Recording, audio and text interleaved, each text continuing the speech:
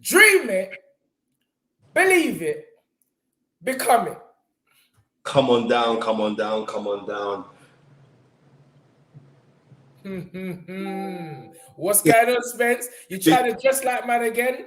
I'm trying to be like you. I mean, you know, ladies and gentlemen, I used to be really dark skin, you know, but I started to bleach my skin like that footballer the other day. You're starting already. Cool. You know me, brother. I'm full of jokes, so don't watch nothing. I'm not worried about that, bro. I'm not worried about that. So I'm trying to be like you, bro. It's lovely. But yeah, how's your weekend been thus far, Spence? Well, it's been great. It's been a good weekend. We capped it off kind of cool. When we did Friday show was live. So, you know what I mean? Yeah, I really enjoyed Friday's show. It was big. Oh, tight Karma Shireen, she's in the building. You know, Spence is always trying to copy me. Karma, bruv, I see your tweets getting retweeted by everyone. She's like, happy Friday to everyone apart from Paulie Man and IG, apart from Keith Urban. Yeah, she's going on. John, you got to send me some of the water. It's down for some water. Yeah, we got that. Drive around the yard Tuesday and collect up bare the waters. Yeah. And I'm promoting other people's stuff. I'm promoting our own stuff. Trust me, that's the key. Ownership. It's either ownership or the slave ship. Well, you started already. Now, this show is going to be, it may be a bit controversial, so to speak, because, you know, many people don't really... It's not controversial. It's not controversy, but, you know, whenever you discuss race, some people try to run away from the fact that it does exist. I've never done that. I've just focused on what I'm focused on. But as someone, I think it was Lady Shan, she was saying when I was on her show the other day, she was like, yeah, Tun, I know you're focused, but you cannot deny that racism exists. And she's right. Of course she's right, Tunde. She's right. And I mean, in football, I can't, you know, obviously my son's a footballer, but I can't believe some of the stuff I'm still seeing in the year 2022 or 21-22 that's going on in football. It's like, it makes boxing look like some Mary Poppins business because football is just on another level. And I just can't believe it. In this day and age, people are still treating people of color in a certain way. I think that's totally just out of this world and wrong. Well, like I said, there's only one race, the human race. I keep on saying this time and time again. There you go. We are separated into tribes, so we as human beings become tribal, right? Tunde's an Arsenal supporter. We'll be working on a building site together, yes, right? And an Anglo-Saxon European white man is an Arsenal supporter, and I'll be on there in the group as a man of color. But yes. I support Chelsea. Tunde's thinking that Spencer's an idiot, and you're gonna side with the man because we as human beings we assimilate to which we find affinity with. So once we start to truly work out what racism is, all racism is tribalism, but then certain people take it to another extent because to be a racist is to be profound, to think that who you are and who you look like are the best and nobody else can't. I mean, you're the greatest. That's what racism is. But then you have social and economic racism, which is another thing, right? So who's going to get let through the door? So I hear exactly what Terence Crawford is saying. And the thing about it is that we need more people to stand up against certain things that is going on and say what it is because they're so frightened to lose that paycheck. But as we well know, I'm not one of those Negroes. And that's that. Yeah, I mean, as you're talking, I'm just literally just looking for some quotes because Bob Marley made some serious quotes about race. I know one of them was the day you stop racing is the day you win the race. And that's a serious quote. I like that one. Yeah, and also Bob Marley said, remember, Bob Marley's dad was white. Yes, yes. Right? Bob Marley said, I'm not on white side, I'm not on the black side, I'm on God's side. God's side. Come on, bro. Quotes. Yeah. So I say that again, Spence. Say that again. Bob Marley famously said, I'm not on the white side, I'm not on the black side, I'm on God's side. There you go. Simple as that. There you go. There you go. Let me move these waters out of the way. And I'm seeing Tunde, because Tunde should jump and look like the man from Milk Tray. Come on. But yeah, let's get into this. Are you gonna put the roses? You know the man put the flower in their mouth. Yeah. And jump through the window. First of all, let me just big up a couple people that's online. Big up Mr. A. Awusu. He says, dream it, believe it, become it. Late Show 42 is in the building. D-Stretch. Big up the brothers them. Bitcoin champs here. Karma Serene. We already bigged her up. A. Obes is here. Silvestre Salamora 2011. He says, Stamina for Soul, what's good, family? Lions in a camp all day. Arash Boxing says, let's start the evening right, everyone, and say it loud and proud. Left hook, right hook. Left uppercut, right uppercut. Come on, you know they say Ashra all day. Goza Hussein, salam brothers, good to see you. Lady Shan done them season. She's in the building, supporting us as usual. Shout out for the Lions, them. Come on, bro. Yeah. The people are here. So it's obviously Fifi's here, finally cashing this episode from the start. British Times, important topic. This is uncomfortable, but the white supremacy mentality has unfortunately been conditioned in generations. All right, cool. Well, man's got deep in this thing already. All right. Mommy. Jeez. Spence, you know, mommy, I've got to deal with this phone call. Go through. Mommy. Yeah, so it is a very, very good topic. I'll go with my glasses. When Gary starts flinging up the question at the bottom, reason being, I'm not sitting down and saying Bob Arum is a racist. I don't know Bob Arum. I do know that Bob Arum famously promoted Muhammad Ali. I do know that Bob Arum famously promoted Sugar Ray.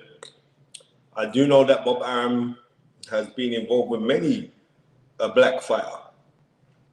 But I also got to go by the quotes of Wolf. I never said about him that he doesn't know how to and he doesn't like promoting black fighters.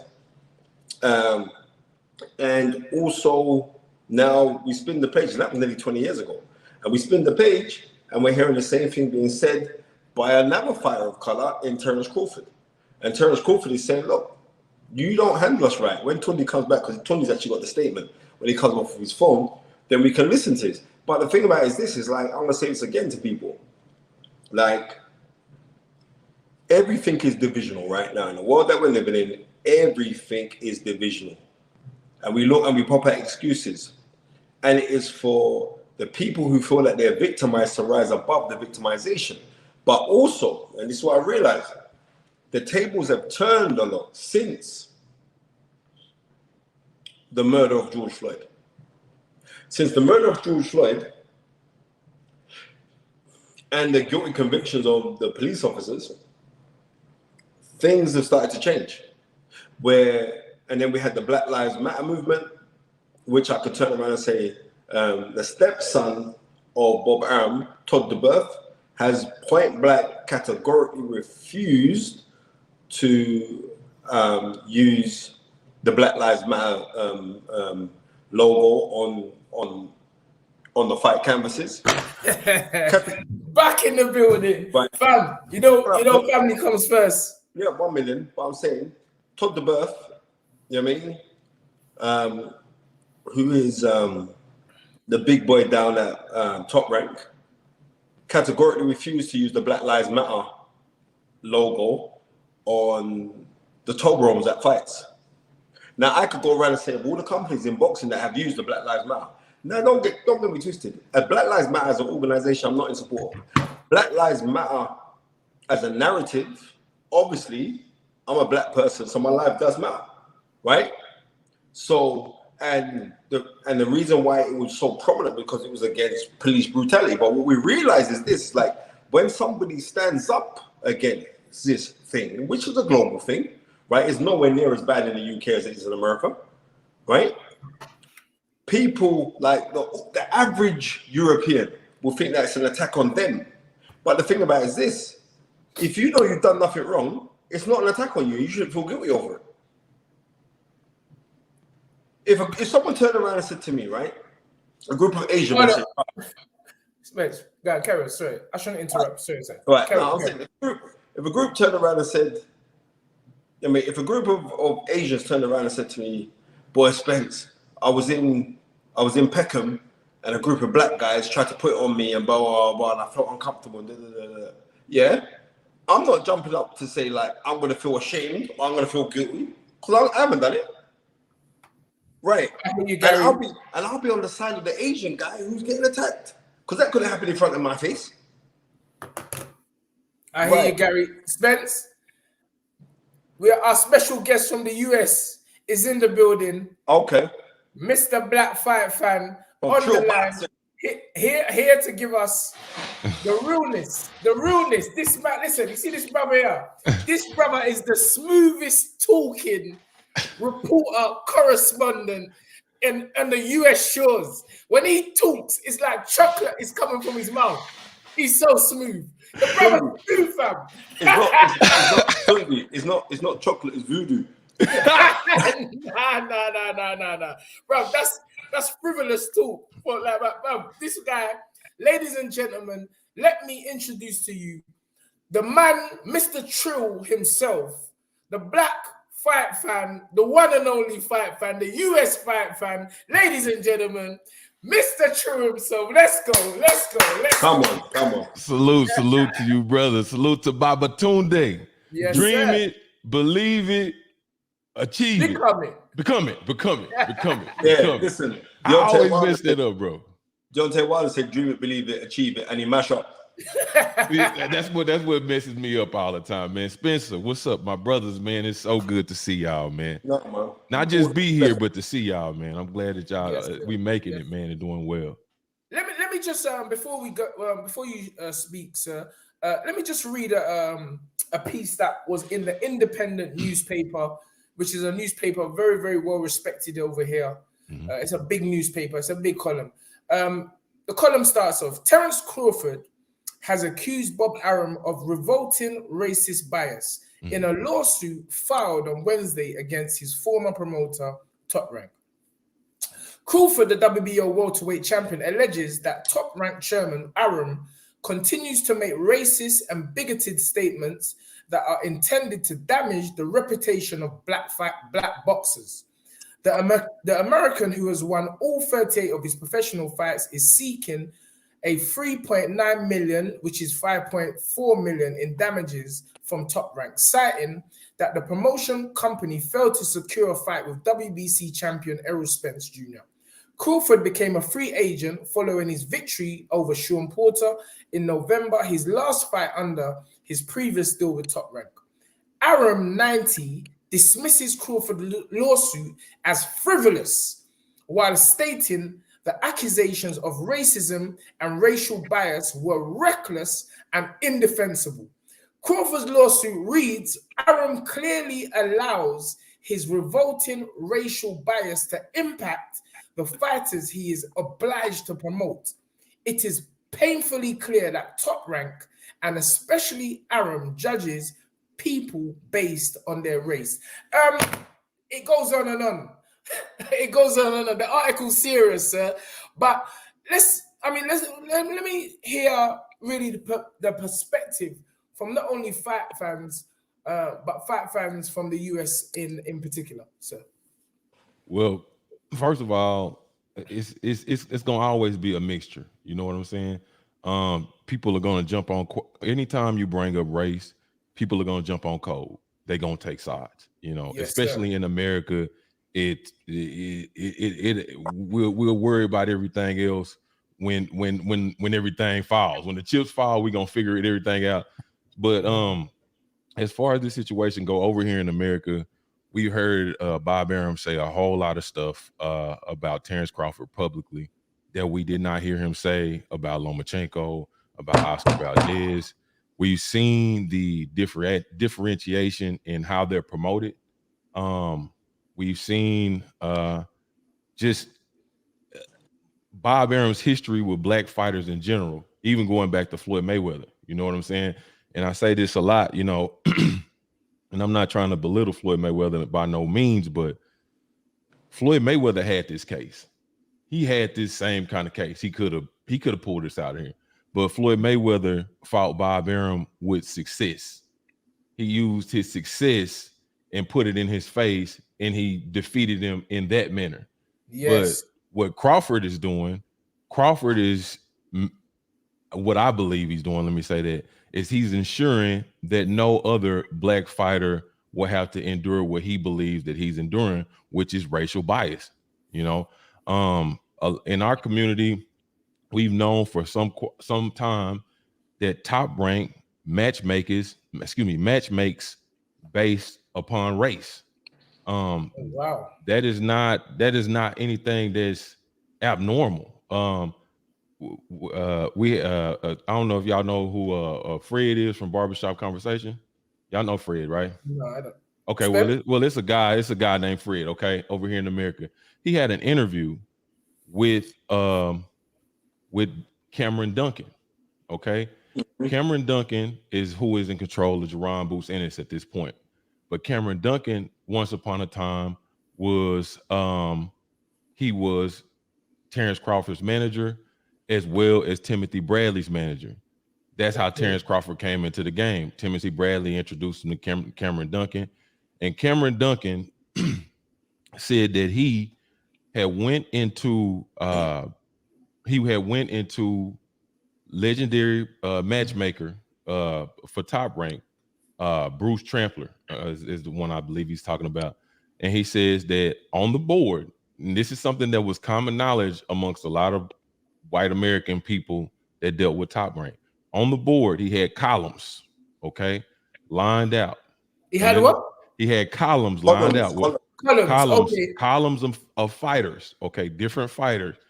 And the acronym that they used was NBF, which means that certain fighters couldn't fight black fighters. It was NBF, no black fighters. So if it was just an example, say Jose Jimenez, you know what I'm saying? Yes. And he's flat-footed, but he got a big fan base and all that type of stuff. So they building him, you know what I'm saying?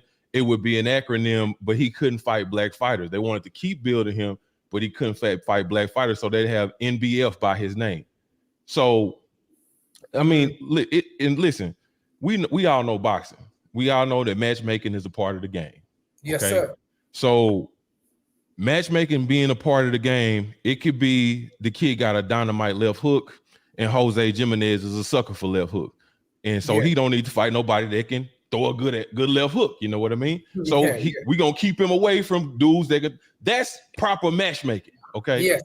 But when it comes into a situation where people are using your race as a reason for preventing you from advancing or getting a championship fight, moving up in the rankings, or getting an opportunity, then that changes from good matchmaking to racial bias.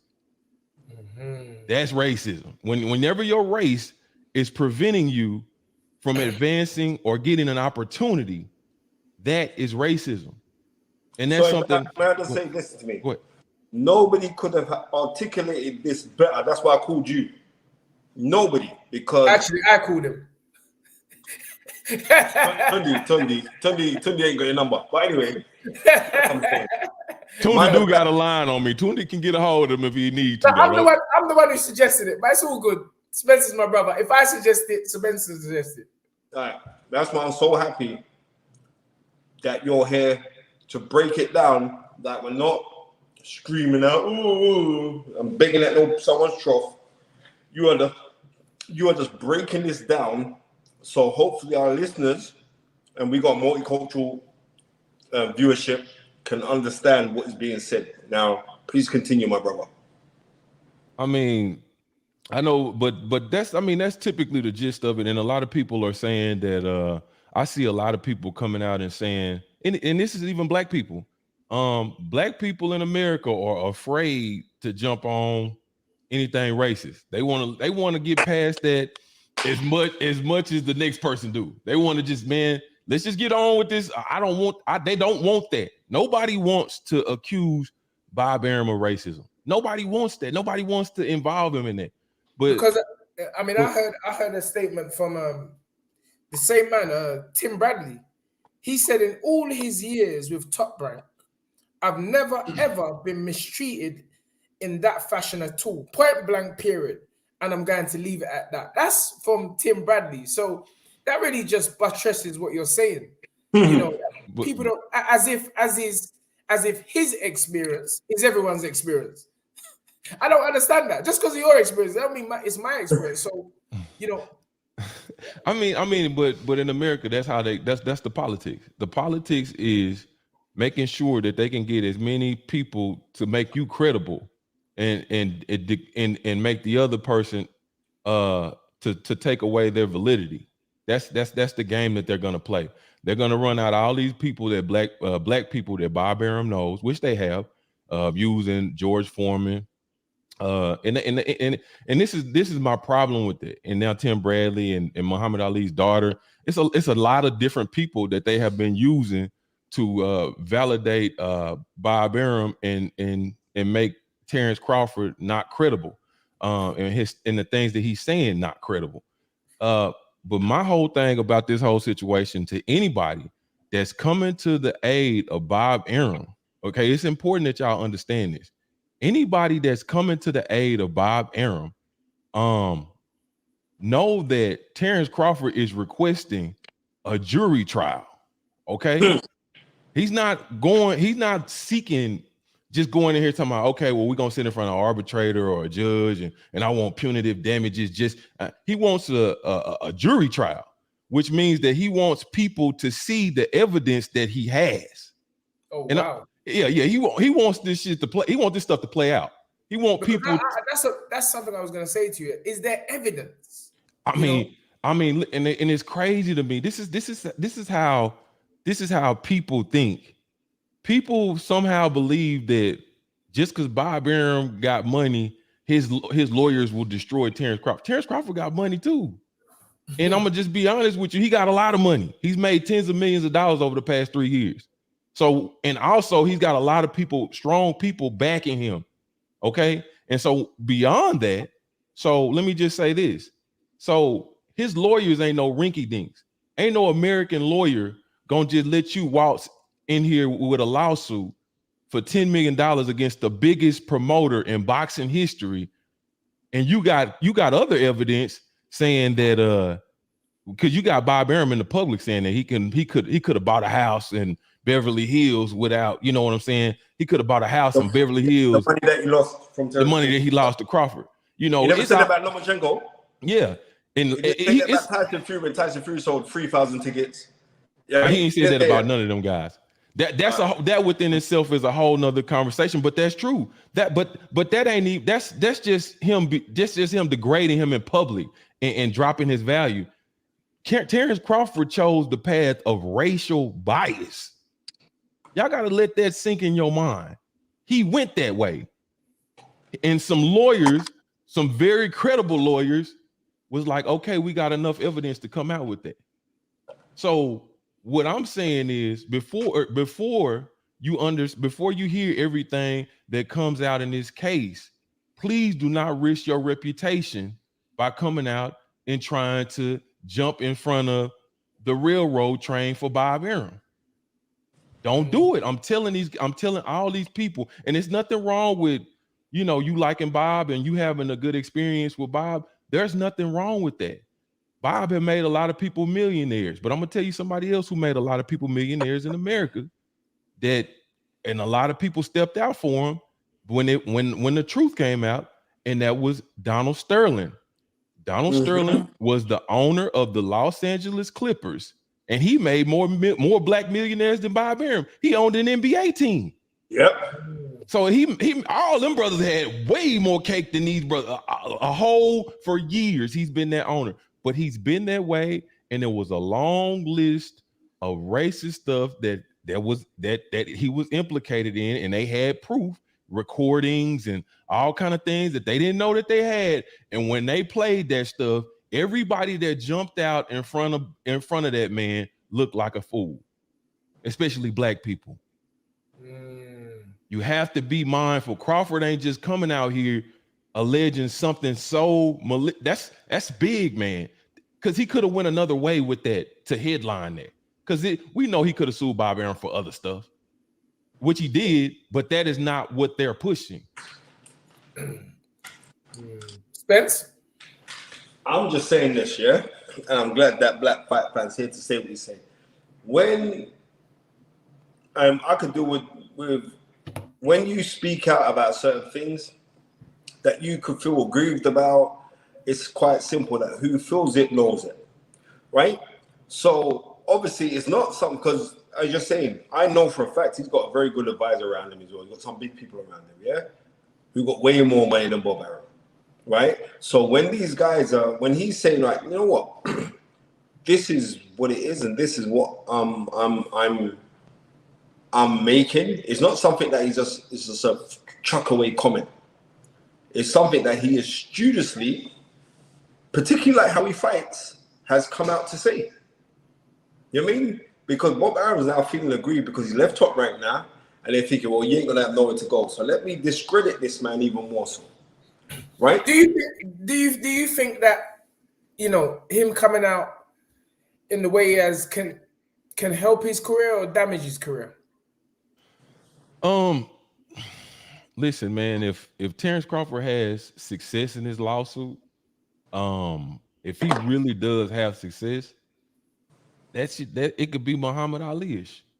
Because what I'm saying is, I wouldn't go that far, but I understand. I'm saying because if he's not castrated or destroyed in the public and he's allowed to push on through, it's gonna be any other young man any other young man won't be afraid to step up that's having these type of issues. Okay, let's not act like these issues aren't around boxing, because they are. Any other young man won't be afraid to speak up, as well as the future that he's aligning, because he's putting a stop to it. Because if he has success, people will know that it's not going to be tolerated, and that you can be sued and you can lose your company behind that. And so and Top Rank probably is the only one that I've actually heard where there's an actual system in play, because we can actually use the word that they have a system in play with no black fighters. But it's other people that kind of adhere to the same thing. You see what I'm saying? I'm not saying that they necessarily have a system like Top Rank where they have it broken down, but we know it's guys that keep guys away from certain guys because of their special gifts and talents. You know what I'm saying? So I'm just gonna say that will eliminate a lot of that. That will eliminate a lot of that, especially if you can approve it. And he's doing. I mean, as far as his career goes, Terence Crawford have already had a phenomenal career. And I'm gonna be honest with you. This lawsuit is not going to stop Errol Spence from fighting him. This ain't got nothing to do with Errol Spence and PBC or nothing like that. Crawford, if this is true, if he's done with Top Rank, if he don't have no more dealings with them, Crawford can still fight Errol Spence. That's not going to stop that. And that's still the biggest fight and brings closure to his career if he wants to stop boxing. He can still fight Jermell Charlo at 154. Top Rank is not going to stop Crawford's career from developing. The only fight I think it would jeopardize him having is Josh Taylor.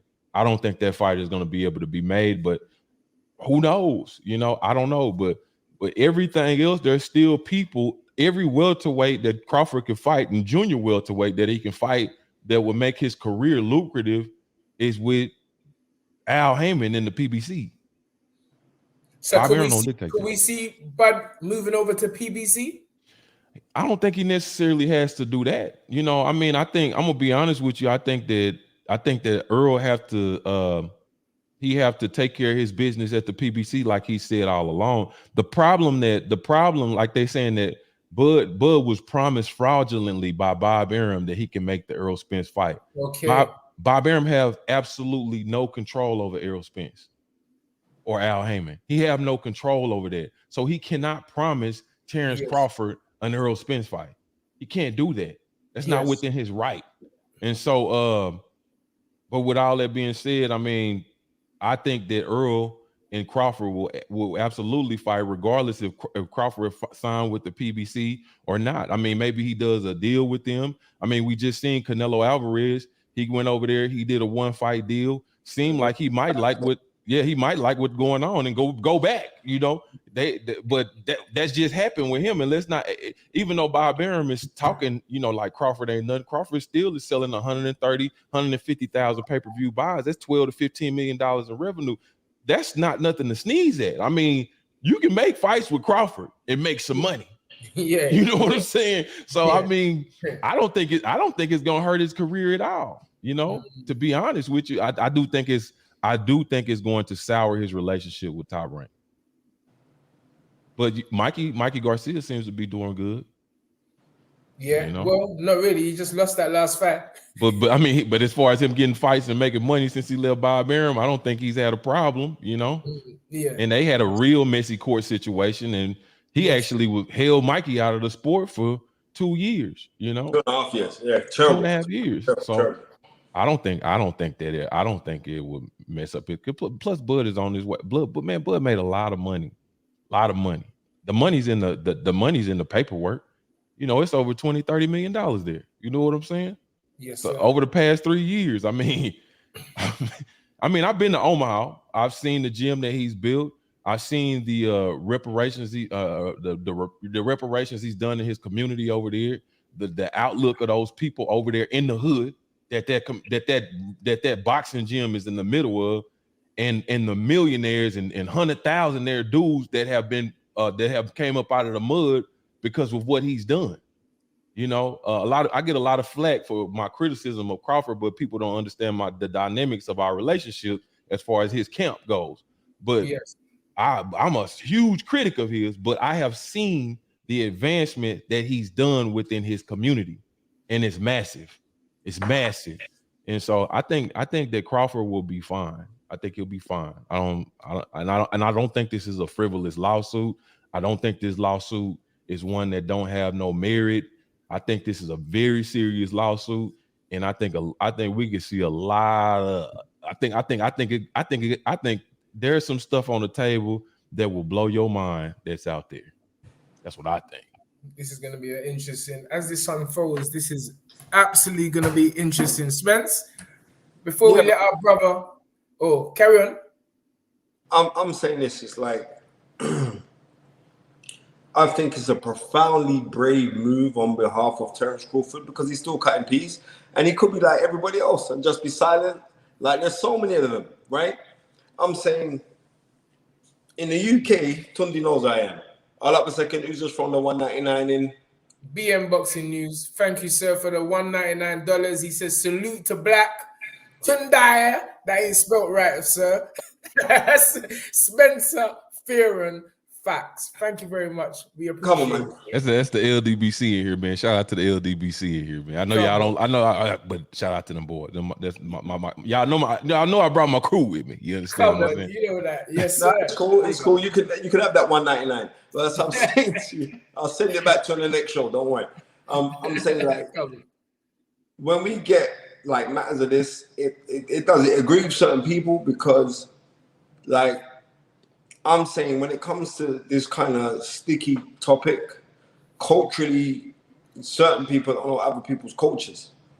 So, and sometimes certain people are so used, you know how it goes, when you're a person of color and you speak up against certain things, then you're seen as being troublesome, or you're aggressive if you stand by backing what you want. And you know what I mean? That's the picture that is set. Oh no, you can't deal with him, he's a troublemaker. Or, you know what I mean? I've seen it. You know what I mean? More so than my brother TUNDE.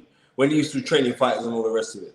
And I remember I ain't even getting into too deep because I want to call those guys names because the guys that were saying the shit that they were saying were they now in this boxing game. And I know Tunde's training the world #1 light heavyweight in the whole wide world contender. So it's a big difference. But I remember when Tunde started working with a certain fighter and trainers were phoning him, threatening him. You know what I mean? Tunde ain't gonna talk about it, but I can. I know business, right? But my thing is this, is like, time is the judgment of success. So when people get wicked and want to talk their wicked talk and all the rest of it, we just sit down and wait, man. You know what I mean? Because I know God's the best of planners. And if you try to come against us with your plans, you'll mash up. And that's that. Spencer. Thank you, Leah. Oh, she says, thank you for the $8.99, Leah. She says, this is a powerful message. Having the courage to leave the world better than you found it, even at your own risk. Racism and bias must be called out so the next generation can get to live authentically. Leah O, salute, salute, salute, and thank you for the $8.99. Listen to me, yeah? I'm going to be real with you. When I was working at Sky 2, right? We're going back, this is about 5 years ago, there was a Black Lives Matter march. There was a couple killings in America, and there was a march going on, right? And I remember being on that march, and I was telling like other guys who worked at Sky, I ain't gonna call their names. I said, yeah, man, come on the march, man. It was down in where we got like in Parliament. Parliament is similar to like you're marching down to Washington, DC, right? So when we're marching out, you know what I mean? When we're going out on the march, I was getting certain guys who were seeing me, and I saw loads of guys that I saw. Akala down there, Kojo. He's a really good rapper, but he's also a political figure in the UK, right? Who's it? Kojo, the comedian I see down there. Quincy. I saw a couple guys. Travis and KG were down there when we're out. But loads of man was coming to me like, boy, Spence, you got to be careful that you're on the march because you're at Sky. I said, what are you talking about, brother? This is how scared. You see what I'm trying to say to you, blacks? This is how scared people are. They say, nah, but you can't. I said, wait a minute. I'm out on a demonstration to show my support for me seeing people who look like me getting murdered in America. But the fear inside of these people, and now that it has been, since George Floyd, it's been popularized. So now certain people of color are brave to speak about these topics, right? They're brave to talk about it. Now they can talk about it. I believe we're the first ones to even touch on this case. Right. Yeah, on this thing, yeah. On. But when it comes on the Black Lives Matter thing, I'm seeing certain man in TV, I ain't gonna call your name because I call your name and give you power. But I've seen certain black men who have been happy to be the token coon inside the place, right? But they were not willing to try and bring other people in. The whole thing about this thing, if you get brought into a situation, is to bring other people who will not get that look in, but you have been given that platform to bring others in. If you don't do that, then you are a Satan. Well, before we go any further, 78 Sports TV, thank you very much for the $50. Bro, chill, blacks, this is an American show now. We're changing it. This ain't I told you, my crew coming this motherfucker, they go rep, man.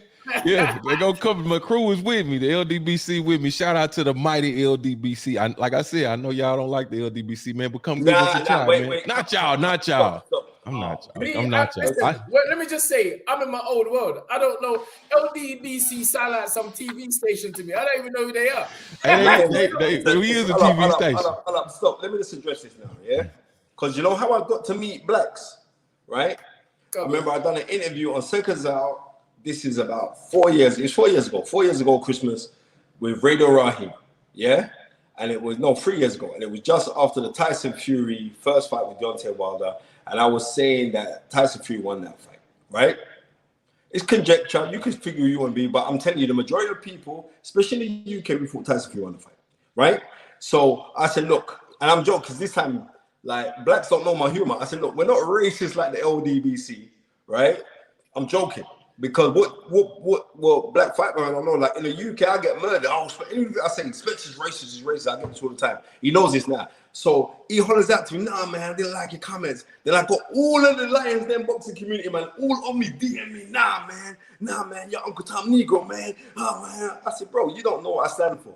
Now these men know what I stand on. They like, the whole thing's like, they're like, nah, Spencer's cool, he's one of us. And I'm to big up Blacks, so I always touch on his show.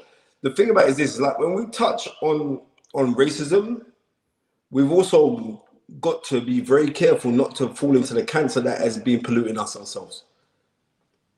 So when we're defending a thing, we got to also take back and say, like, I can't turn around and say, this white, or this. No, we got to stop that because, like, big up Bobby Wright. Let me just big up this guy here. Bobby Wright is a military man and he's our brother. You know what I mean? Swear down. He's always back in the thing. Let me tell you this truth. Nobody can't talk no shit about me or Tunde. And this man is not, he's fighting them. He's fighting like he's on the front line in the Falklands War.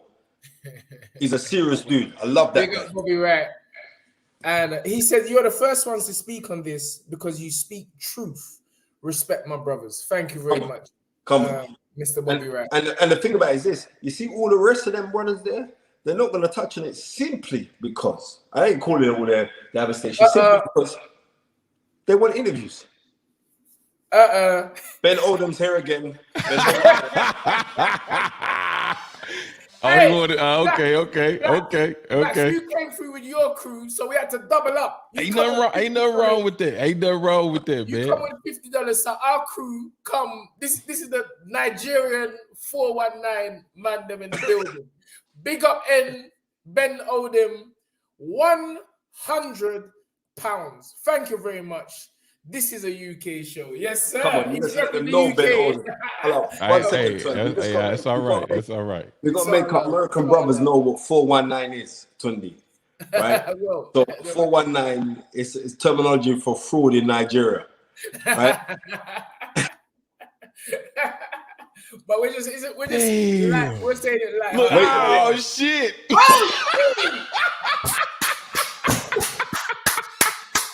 on, man's battling this thing now. Oh shit! This thing tonight. Come on, man said this is an American show now. Now listen, Big up 78 Smooths. Ben, you ain't taking that. Ben, we're not taking that. Ben, listen to me, brother. We ain't taking that. Shit. We ain't taking it. Ben, anyone I don't see the red team come up at all, Ben, I'm gonna be very upset. You gotta shout out the LDBC on there. You gotta shout out the LDBC on there. No, I have to shout out the LDBC. No. On the rules. We don't want to forget, no matter how big or small. Big up Larry Merchant. He said the general race hustlers in the building. Thank you for the £2, sir. We ain't forgot you.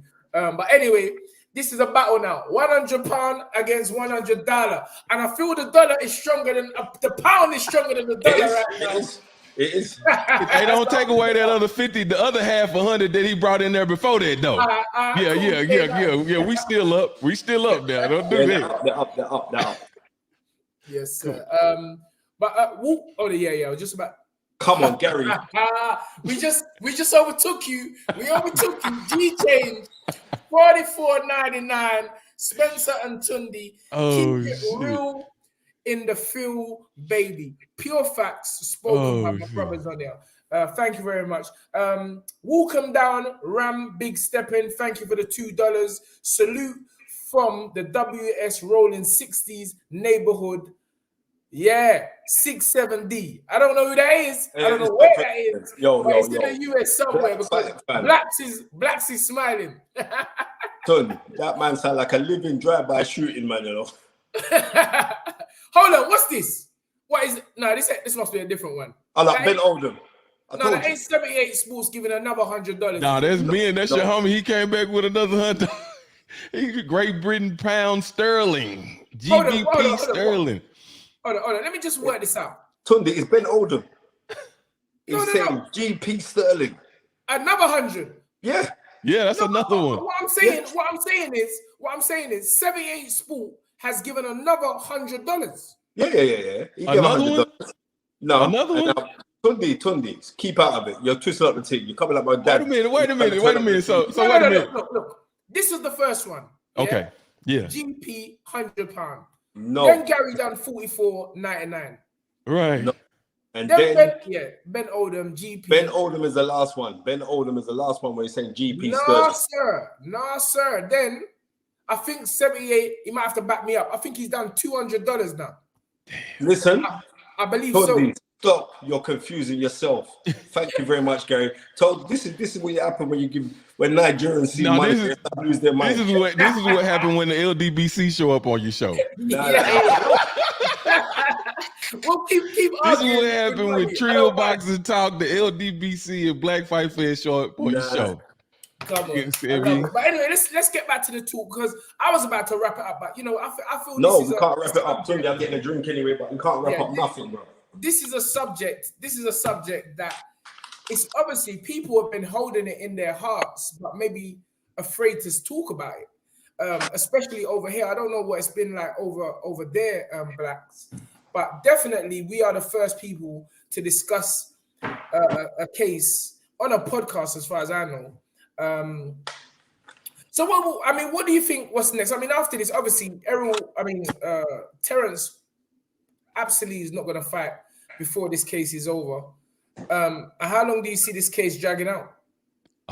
That I don't know. I mean, and I don't know if he don't fight. He might fight. He might fight. You know what I'm saying? I know people have been saying that, like, but if he not fighting nobody from Top Rank, I mean, and if he's actually contractually finished with Top Rank, now if that's what I've been hearing, that he was contractually finished, he could still fight Bob Arum and go to court. You know what I'm saying? But how do you feel that other promoters? Because I've always said that, you know, all these promoters, they were together, really, you know, because at the end of the day, I don't think it's down to color when it comes to the promotion. I think it's just business. So, well, you do know Bob Arum and Oscar De La Hoya, and they sued Al Heyman. Oh wow! Yeah, Oscar and Bob. Yeah. They came together. They sued Al Heyman. They sued. Well, actually, I think Oscar was the head of that lawsuit, but Bob Arum's in there. But they lost the lawsuit, though. They lost the lawsuit, but they sued him. They sued him. They sued Al Heyman. Let me tell you this. What was it? Wow. 2 years ago, come up 3 years. 2 years ago, when MA Khan was due to fight Terence Crawford. Ironically, now MA Khan's being trained by Bomac, but for this Kell Brook fight, we got to get Kell Brook on Trill Boxing for the build-up, because I got it last time for them man there. So I'm going to do it again for you guys, because you guys are my brothers. But I'm being real. When Bob Arum came to London to promote that fight, right? And it was kind of up in the air as well, yeah? Bob Arum said, everybody works with everybody except for Al Heyman. He's the only one who doesn't work with anybody, right? Now I'm saying, up a second. I remember famously, June of 1980, Bob Arum had to wipe his nose and work with Don King. He didn't want to work with Don King. At the time, Bob Arum was working with Sugar Ray Leonard, and Don King was working with Roberto Duran. Sugar Ray Leonard got $10 million for that fight in Montreal, and Roberto Duran got $1.8 million for that fight. This is 1980. Mad money, right? Mad money. But so when he's talking about, they don't work, they're talking about they don't work with us or blah. They're looking when it works for them, when it suits, because they're only looking to say, I'm going to work with you when they believe that their fight is going to beat your fighter. So that's what I'm saying. So when we're talking about, so Bob has had this thing inside for saying the only way it don't work, because Al Heyman's built his thing, and even worse now because of this thing, where, you know, Mexican fighters usually go to Oscar De La Hoya. Do you know what I mean? White American. Nah. I told y'all, man. I already told y'all. Gary, underneath the headline, put 78 Sports is a gangster. Put that now. 78 Sports. Justin, what is it? He got 200. That's 200. That's 200. Peace. He's telling Ben Oldham, go in peace, brother. That's Right. 200. Right That's now. 200. That ain't no 100. That ain't no 100. That's 200. That's 200. 200. That's Huh? $200. That's that LDBC stuff right there, man. That's the LDBC lick, man. I'm just saying, man. Bro, Just tell the brother to go in peace. Go in peace. Right. He said he killed him, you know. Ben, I know you're Nigerian, you know. We are not going to take that. Come on. Anyway, keep the ball rolling. I'm sure Ben is gonna come bigger. Because the big homie ain't playing though, man. That's the big homie, man. The big homie ain't playing. You know, 7X Sports. He's got some Deontay Wilder backing money going on there. Listen, on the reals, I'm keeping this thing. We go in peace, brother. We go in peace. Come on, man. Let's get back to the racism, man. No. Let's get back.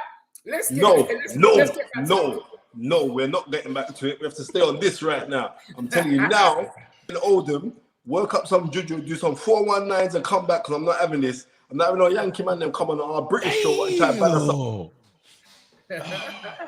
Come on, love it. Hey, Tunde. I gotta read y'all this. This is an article. This is an article from Boxing Scene. This is important that y'all read this. Bob Arum says he's standing in front of a whole bunch of reporters, right?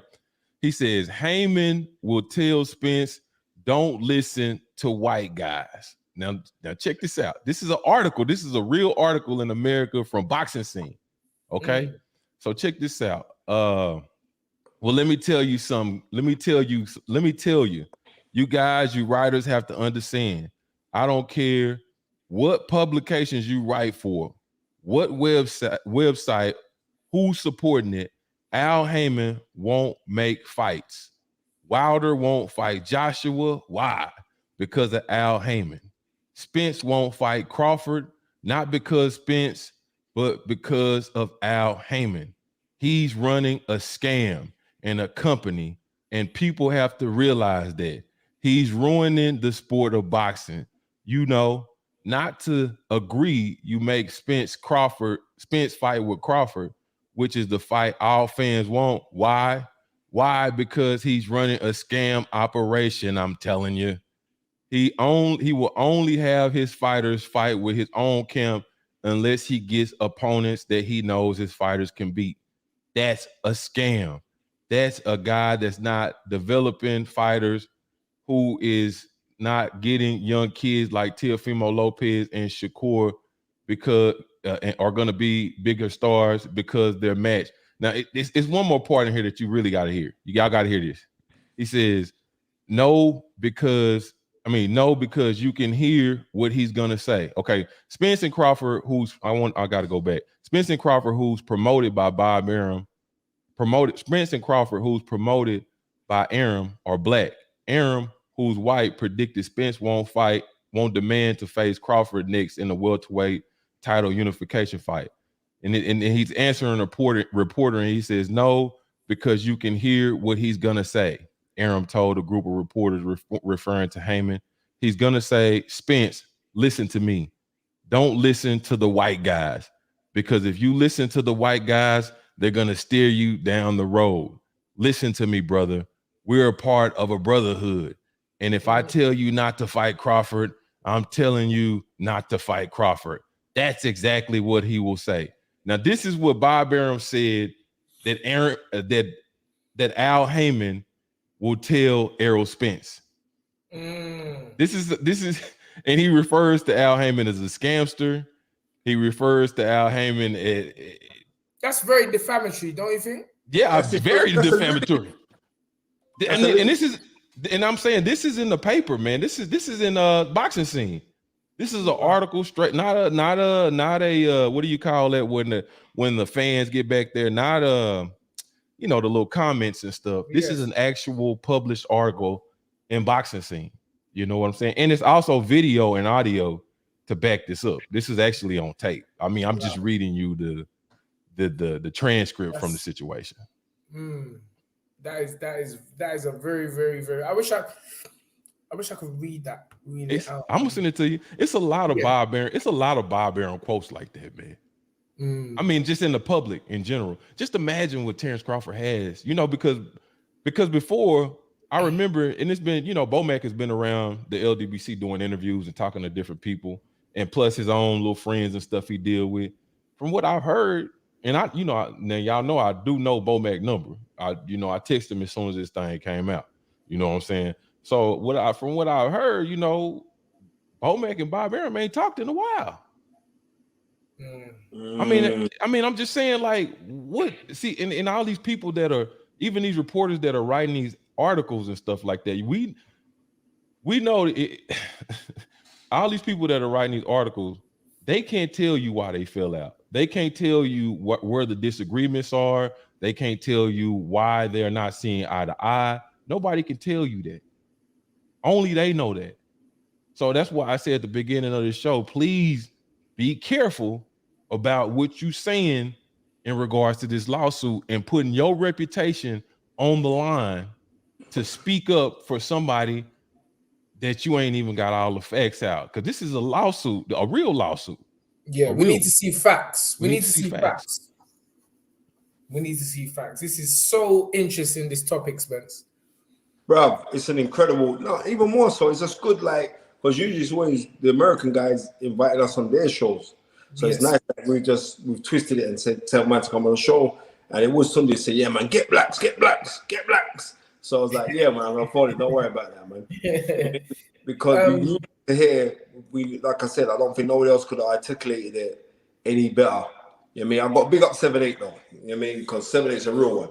So can I ask a question? Do you think, obviously, do you think Crawford could have done more to promote his own career, his own self? Because if you look at the so-called stars of boxing and that we've had, you know, even from the, you know, I would say black fighters, Ali was self-promoted, really, you know, and the promoter just added that little touch in terms of putting the money up. You know, you look at someone like Prince Nazim Mohammed, he had his own swag. Chris Eubanks over here, he had his own swag. He made promoters' jobs easy. Now, they're promoters for a reason, and I guess that's why you sign with them.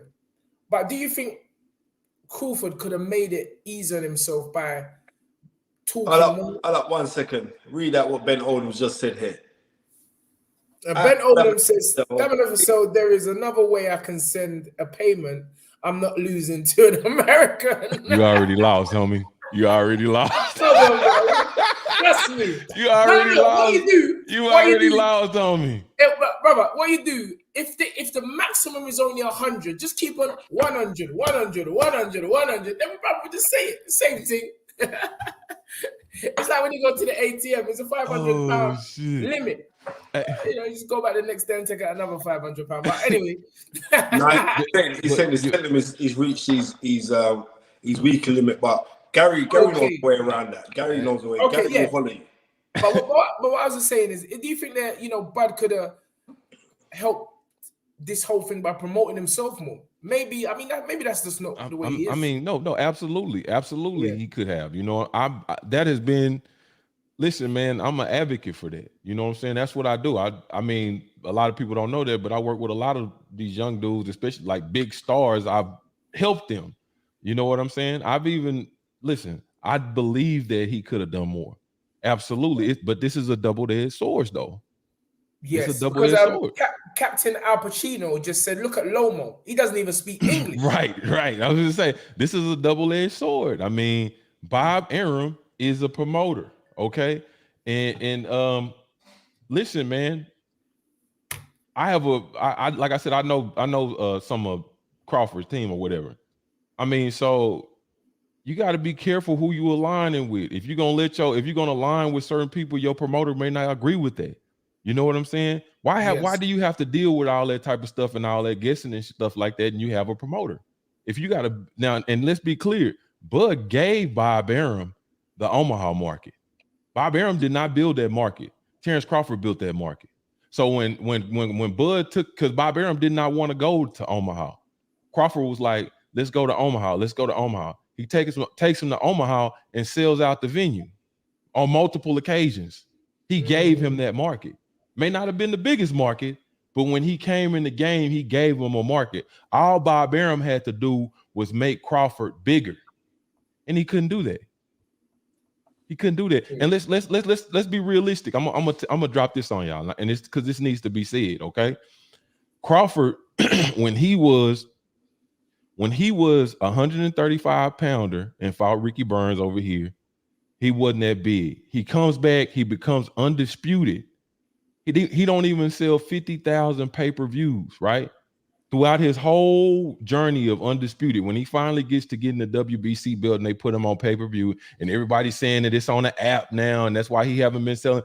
When he fought Victor Postol on pay-per-view, that was regular pay-per-view. It wasn't no ESPN Plus or nothing like that. And you got to understand, he's on the path to undisputed, okay? And he do 50,000 pay-per-views. That within itself is a career. Crawford getting undisputed, him being a two division champion at 135, 140, that was the career within himself, okay? That's where he was topped out at with everything that Top Rank had done, 50,000 pay-per-view buys.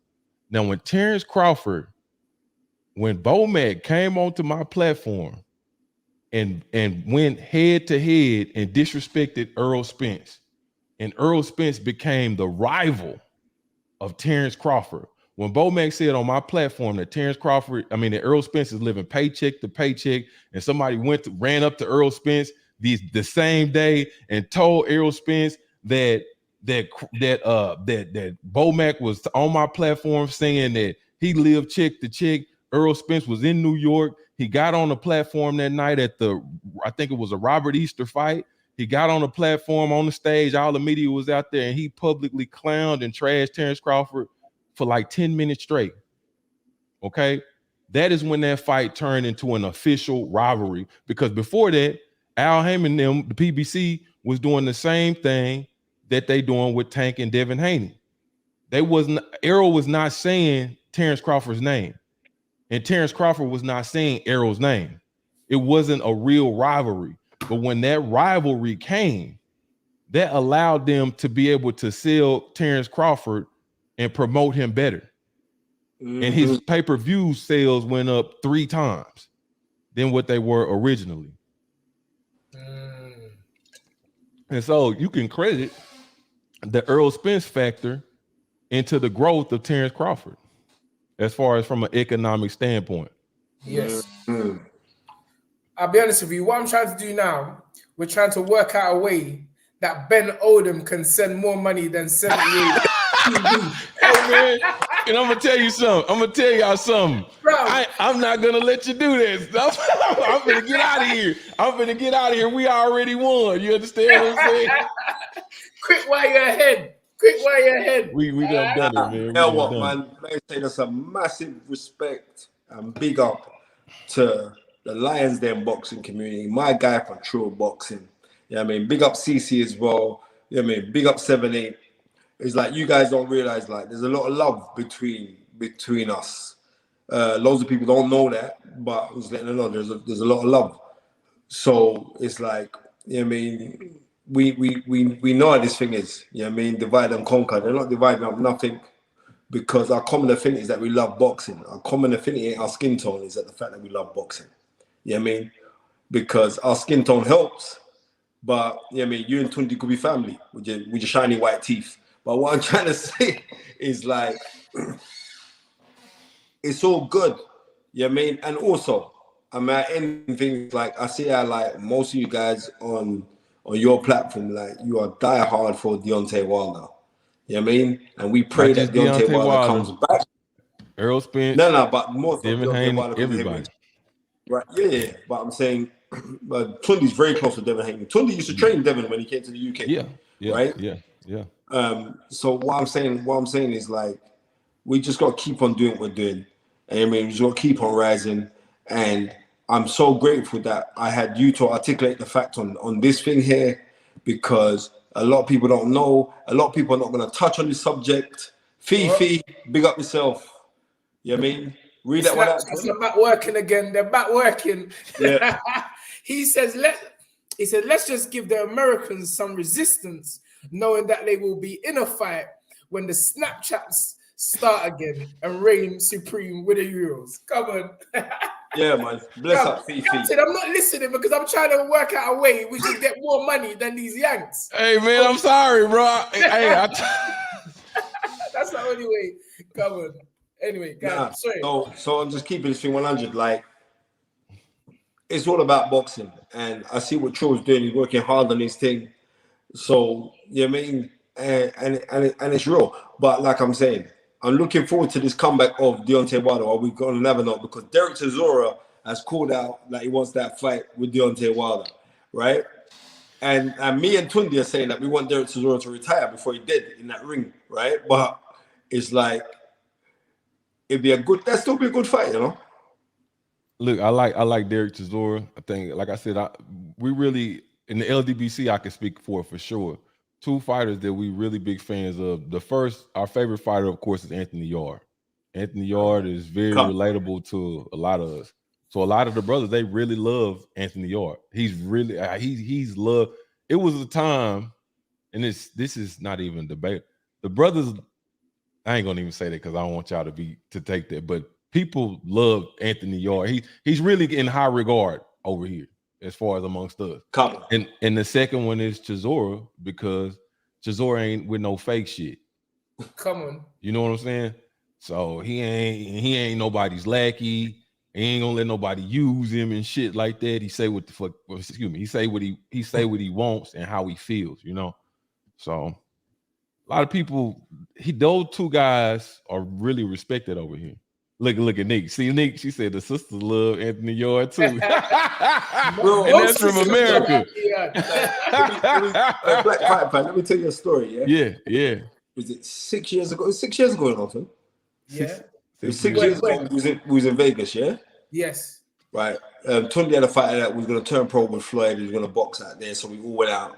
You know what I mean? Maidana Floyd 2. Yeah, Maidana Floyd 2. Was Maidana Floyd 2? Nah, yeah. Yeah, it was. Maidana Floyd 1, I went with Andrew Hardin Stag Do. So, yeah. So, that fight. So, we're in Vegas, and like, Tunde's working with his fighter. So, me and Anthony Yard's gone by the pool now. You know, Anthony Yard, he's 6 foot, ripped, right? We're at the pool, right? So, I'm there with one of my business partners, my friend, Black Five Fan. The amount of women that came up at the pool just to touch his biceps and everything, and I was gonna say, look, I was charging the girls $10 a time. I must have made about $1,000. and just to let you know, it was 8 years ago. So that shows you how time flies. I think, you know what? I think this, Tunde, I think that a lot of people saw that. That's where y'all really, and you and Yard really got a lot of respect. We saw y'all come over here. Okay. The brothers saw y'all come on. Everybody else didn't see that, but the platforms that y'all was on, because y'all reached out with the brothers, and and they saw that. They saw y'all coming over here. Ben Odo's back.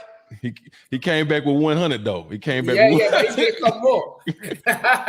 He said, and we saw that, and we respected that, because that's what we're about. We're about, you know, hustling and getting it out the mud. You know what I'm saying? And to see where y'all have gone from 8 years ago, where you've gone with Anthony, to him becoming a world champion, and for him, and then him showing heart and coming back and positioning himself, that we see that, you know what I'm saying? So that's respect. That's supreme respect.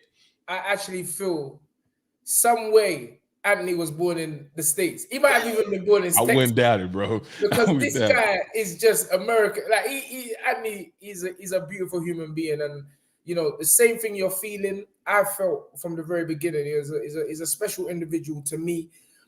Very low human being. You don't get many real ones nowadays, as you know. And please tell Joe Smith to step up to the plate. He's trying to look for the paycheck. He's publicly said it, but he knows we are number one. 22 wins, 21 knockouts. It can only go a certain way when those two men step in the ring. So let's get it on, man. You guys need to spread that fight. So y'all want that? That's what y'all want, that fight? Well, 100%. That's the fight. Okay, well, I would love that fight. Yeah. That's a great fight. That's the fight. Tun, you got to bless 7-8 Black Fight Fans True Boxing Show. You got to bless it this week to talk 100%. About that. You know what I mean? Yeah, I didn't know y'all wanted that fight. Yeah. Because all they talking about over here in regards to him is Canelo. And I tell you why, because they know we are number one, and they know we are the most dangerous people out. And it's the most dangerous light heavyweight out there, and the record says it. Right. You know, that's 22 wins, 21 knockouts.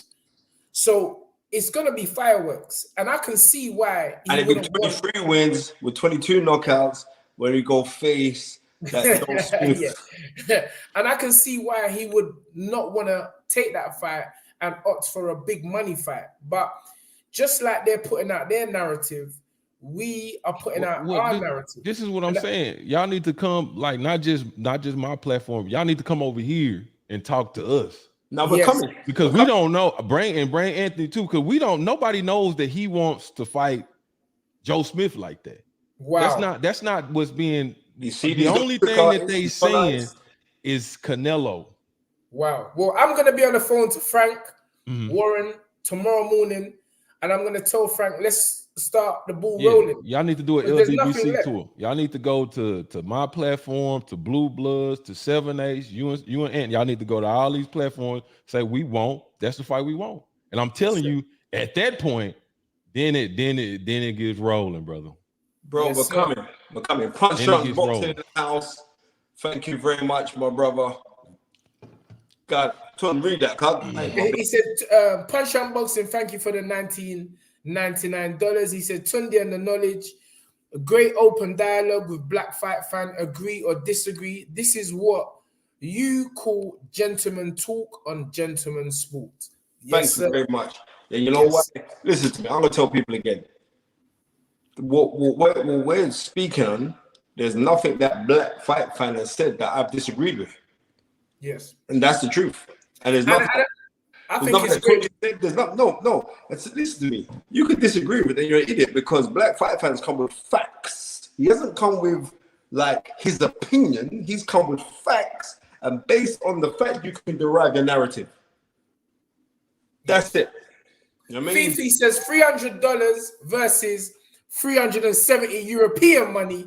Team Europe is leading the way, sir.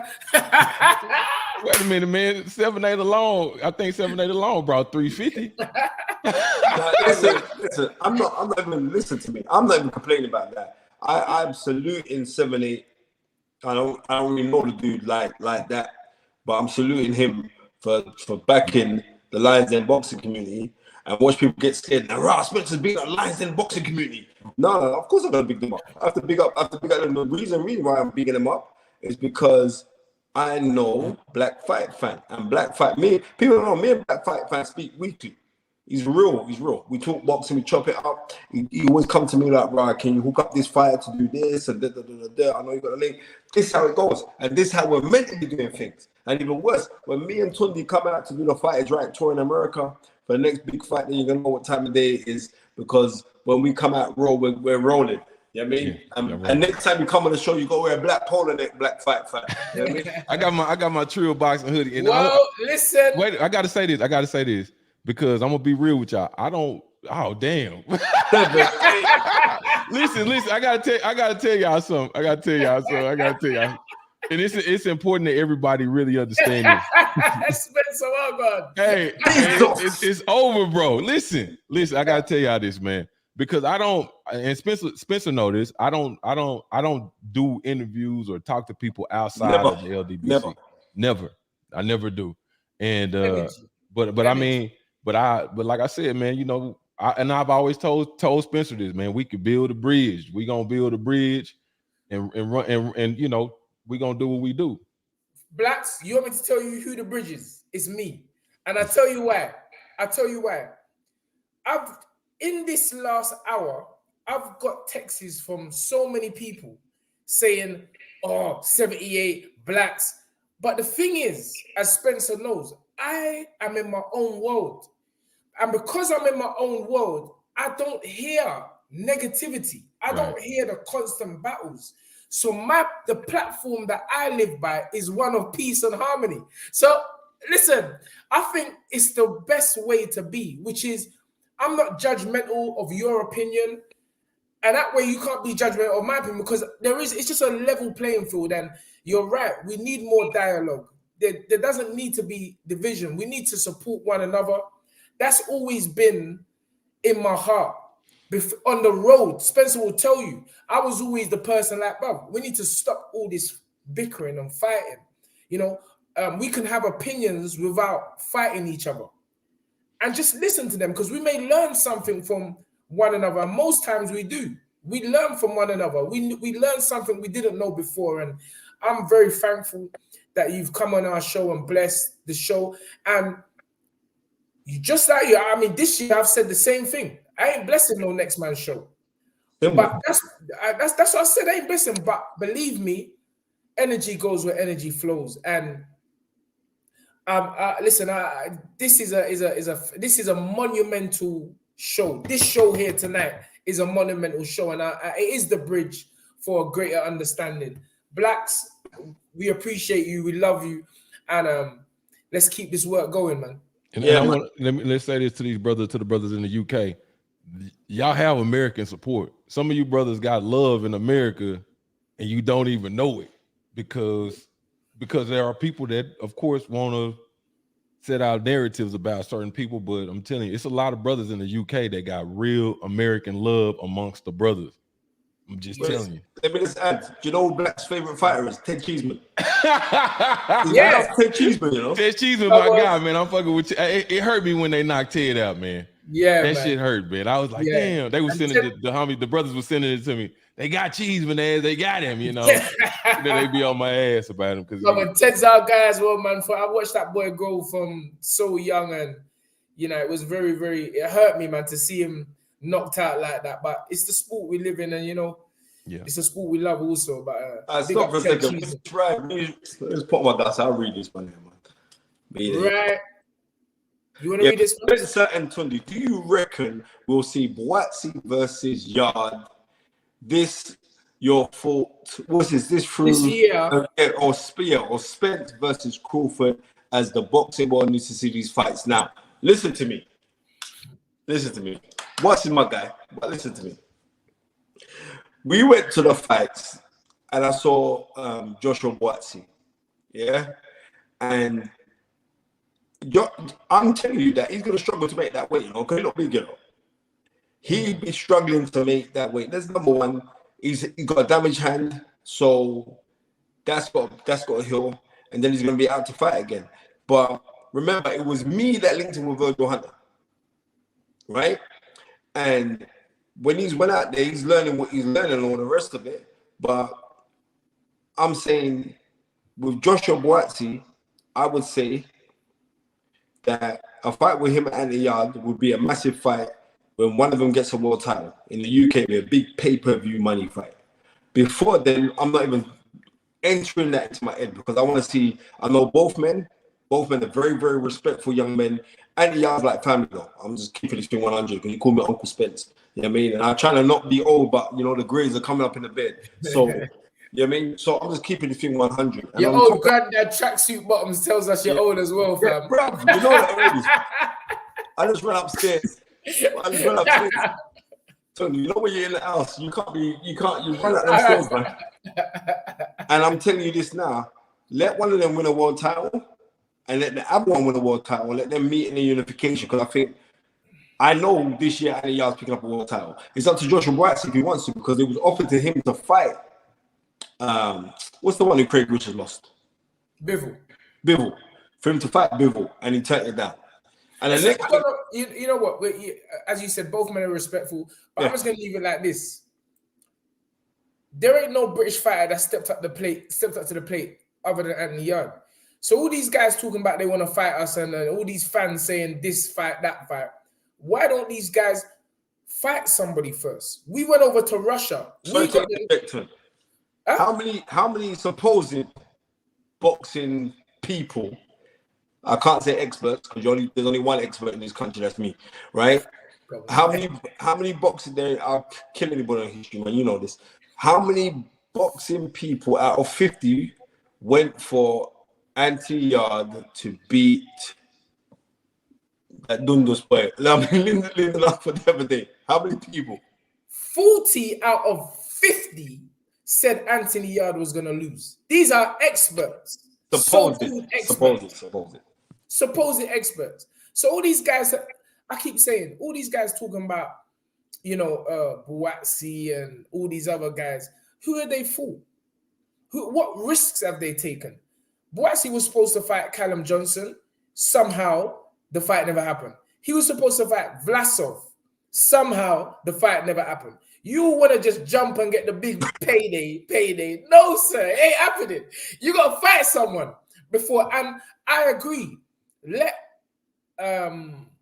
both young men win a world title. And that's a big fight. That is a big fight. But you got to prove something first. So I think we were number one, I think 2-3 years ago. And we've climbed all the way back to number one after having a horrible 2020. And Yard had a horrible 2020, which we just want to forget about. So we've proved. And not only that, a 12 fight, again, I always say, and I don't want to keep on belaboring the point, but all these fighters, look at their experience, look at their resume. Me and Anthony come up from the mud. Anthony only had 12 amateur fights. I just want you to let that sink in.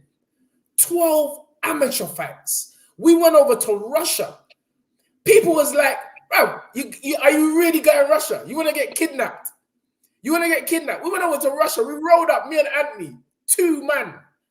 We didn't care. We was rolling with God. So it was like, bro, nothing got to happen to us. And so we've taken the chances. We've rolled the dice on many occasions. And I feel now we deserve that shot. That's why we want the Joe Smith fight. We're not begging the fight, because I see Joe Smith begging a payday. We're not begging nothing. We earned the right again for the second time.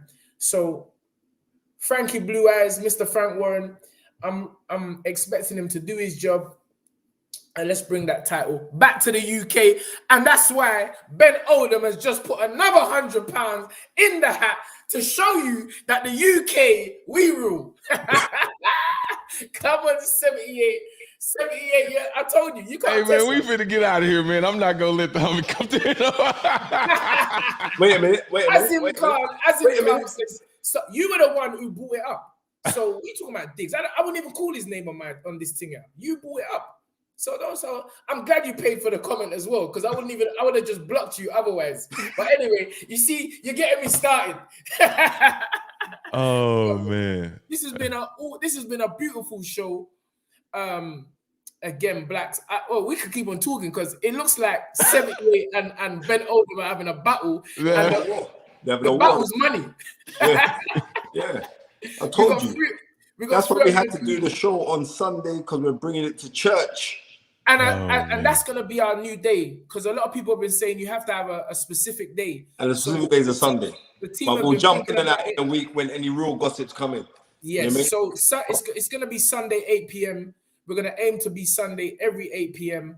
And yeah, it's going to be. And, we're going to do more links like this, USA, UK links, because it's great for boxing and it's great to hear another perspective other than the ones just from the UK. And as you say, people that didn't even know that we won that fight. And that fight. They're going to know now. Yeah, they know today. They know now. Which I got hundreds of people in the chat right now. So they know now. And we're gonna definitely talk about that Monday morning on Trill, and we'll talk about it tonight with the girls on the fight party. Right, cool. And we got to bless the show. We definitely 1,000,000% got to bless the show. But as we're ending, I want to ask this: what do you think Deontay Wilder's gonna do next? I don't know, man. I don't know what he's gonna do. I just hope whatever he does, he's happy. Deontay Wilder have made a lot of money and a lot of money, and and he's been very entertaining for the sport. He's given us these past few years with Wilder have been, real good. So I mean, I don't know. I have to wait to what I always wait to what Wilder's gonna say. I never I always wait to what he's gonna say, you know. So I don't know. And who do you think Shakur Stevenson is going to fight next? Because there's big talk that is Valdez. They saying that. I mean, with this shit coming out, I mean, I would imagine Bob Arum would smash the gas for Valdez, because Shakur Stevenson is one of these other guys that haven't been able to give fights. And yeah, I heard him say it. And people been, you know, they've been alleging that's the same reason. That's the same reason. You know, I don't know if that's true or not, but I'm just saying that's what they've been saying. So of course, Bob Arum, if he got any kind of sense in his head, he would make that fight. He would make that fight. Because I saw a tweet from Shakur saying that he's got some big news coming up. Yeah, it's pound for pound news. Is there any idea of who he could be fighting next? Well, what everybody's saying is Valdez. Oh, wow. That's what they saying. I mean, and that's what they saying. They saying is Valdez. Huh? He'll do a drop on Valdez. He will really do it back. He'll take Valdez. Yeah. But that fight, him winning that fight, he deserves a lot of credit. Yeah. Valdez, let's not forget what Valdez did to Burchell. Come on. He wasn't supposed to do that to Burchell. He wasn't supposed to do that to Burchell.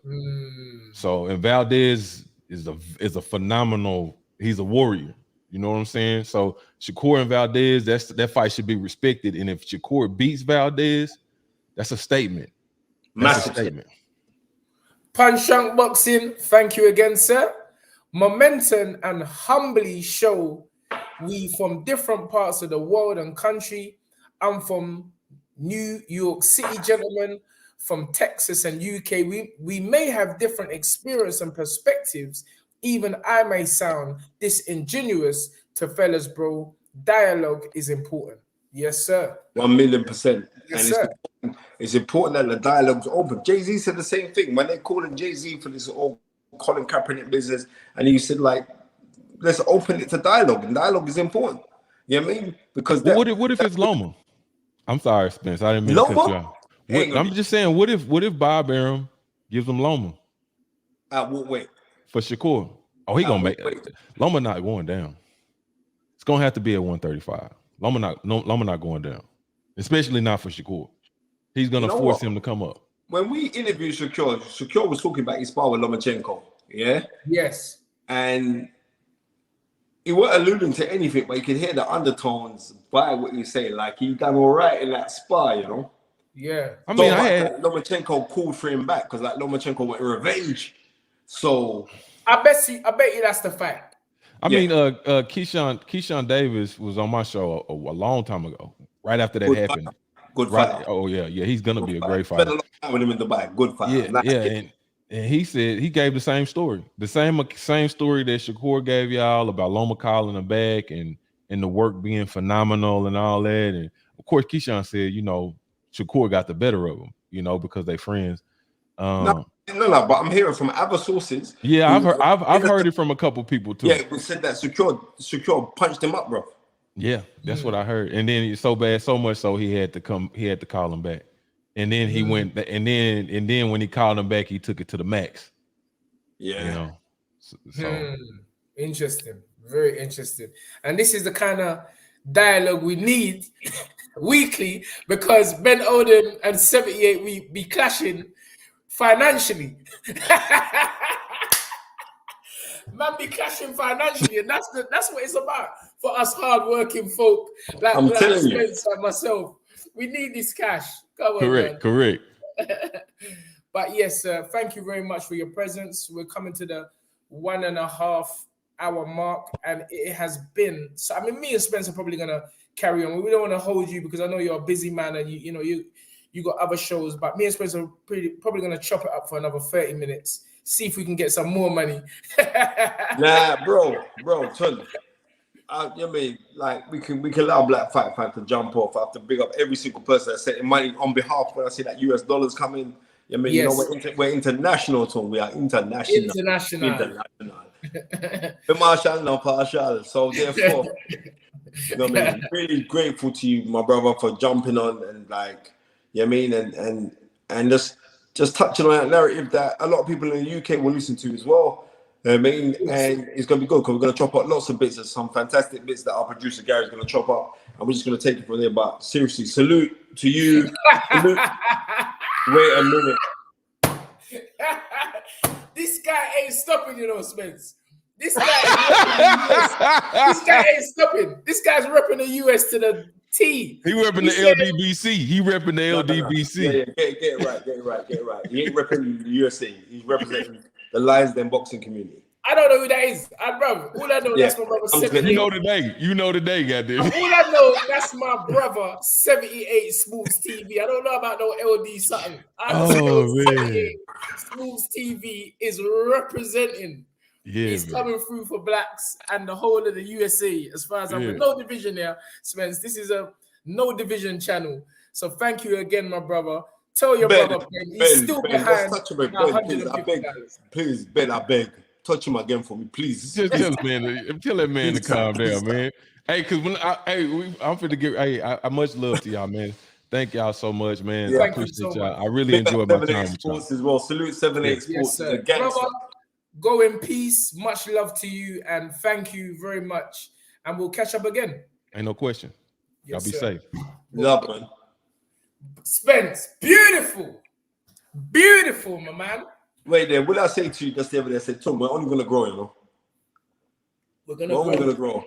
Because we're keeping it authentic. So we can holler out to the real man them and we're going to go get them. It's as simple as that. You know what I mean? It's as simple as that. Nothing more, nothing less. You know what? I'm so glad I am the way I am because I really don't know what's going on the outside of my own world. And, you know, I was receiving some messages. Oh, yeah, why you got these man on and everything like that. I don't know that. I just know about the energy which is in front of me. And that was good energy. You know, he spoke facts. He told us he didn't come with his own point of view. You know, this is all documented.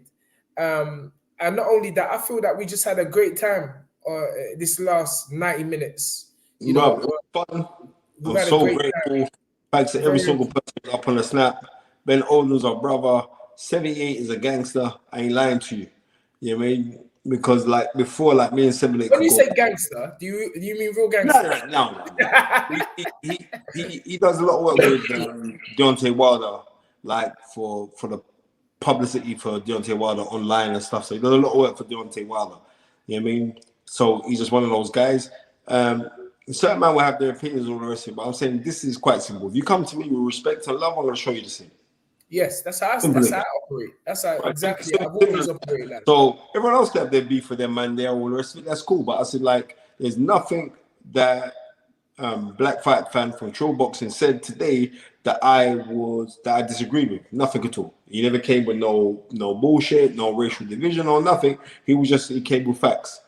And the facts are indisputable. I'm just rolling with that.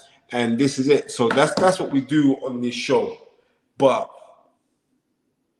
And I'm not in those sides. You know what I mean? Like what Bob Marley said, I'm not on the black side, I'm not on the white side, I'm on God's side. Yes, sir. Simple as that. Yes, sir. Simple as that. You know Is there anything else we can touch on before we lock off, Spence?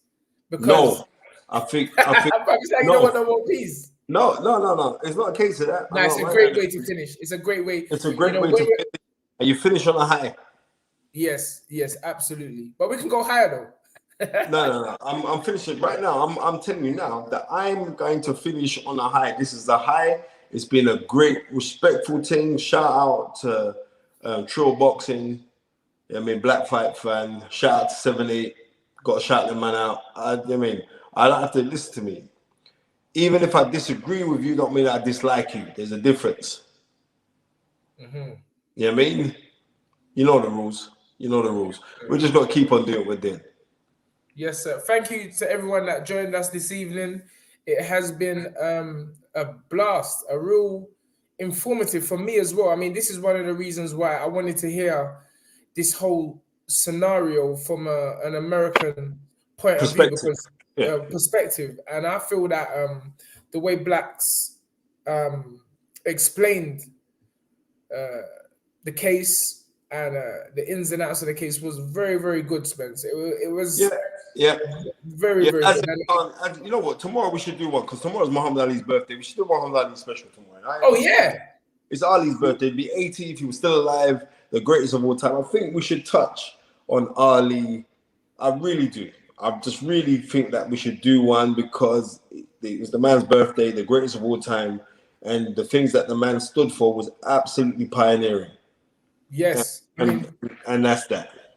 And that's what Blacks was saying, man. If you know, this is actually some Ali business, and you pulled on. No, don't take it too far. Don't take it too far. Yeah, you know what there.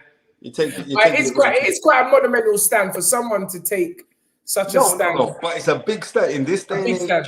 When we've got so many people who get the bus, but then they'll rather coon it to cash it, for him to turn around and say, nah, this is how I feel. And the thing about it is like, when I speak to certain advisors who are around Terence Crawford who happen to be white, they're in agreement with him, saying like, right, we get it. You know what I mean?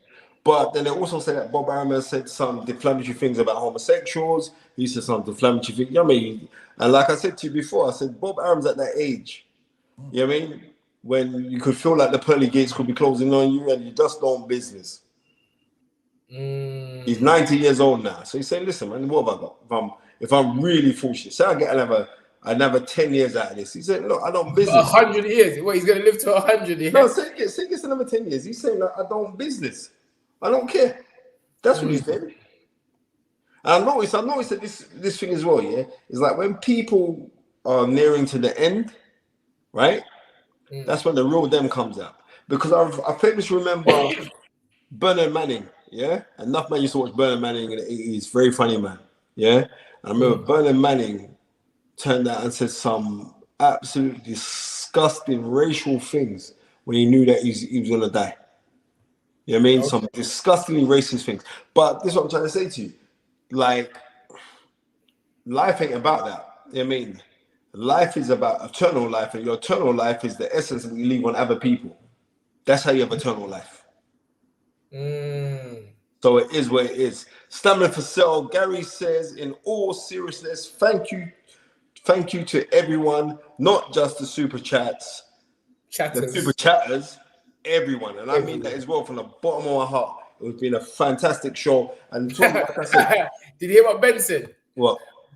Oh, sorry. Put that back up, Gary. He said, do one tomorrow and tell 78 to meet me. The reset. So man's looking to clash it out tomorrow. I'm on that. I'm gonna ask for 78 and say like for the Muhammad Ali, because I'm gonna try to send that to loads of different people to say like, you know what I mean, not only give a tribute, that's to honor the great man and what he stood for, because nobody broke down barriers like that man. And we all know who he was talked by too. But that's another story, and hopefully we can give that another story for another day, and another day can be tomorrow where we grab this thing. We'll talk about me and Tony, we'll chop that up, but it'd be great. And like we could send it out to other people so they could jump on and give their thoughts on the great man Muhammad Ali too. Yes, sir. Okay. It seems like you want to go to your bed and drink your hot chocolate, Spence. Yeah, 1,000,000%, star. 1,000,000%. Take off these tracksuit now. Yeah. I know you wasn't thinking when you doing here. Remember Roger Miller when he used to score a goal? Remember Roger Miller? Hey, why up for the post? Yeah. Tunde's cousin. When the man put in a $200.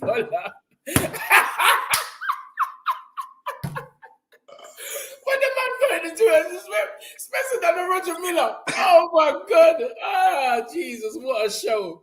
This is a serious old time and old. He knows what I'm talking about. You remember Roger Miller used to go to the when he used to go to the flag and bust a dance. It was a 90s World Cup. It was 1990 World Cup. Yeah, Roger Miller was a G. All right, cool. Listen, we sign off on this beloved Sunday. Old tight, right? Shit. Remember Shan knows what I'm chatting about. We sign off on this beloved Sunday evening. It is a beautiful Sunday, Spence. This has been a beautiful Sunday. This is the Fight Is Right Church. And do remember, we are going to be on 8 p.m. every Sunday from thus forward, unless something comes up. You know, we don't know. In a week. Yep. Sunday is going to be our day. We're going to, as Spencer said, come on tomorrow and pay our respects to the birthday of Muhammad Ali, the greatest of all time.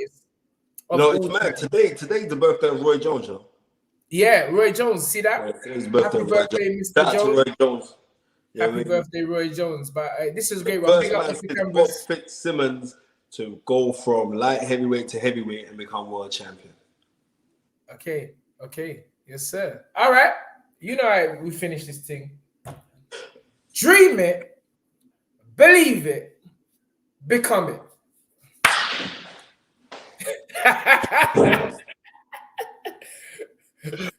Come on down.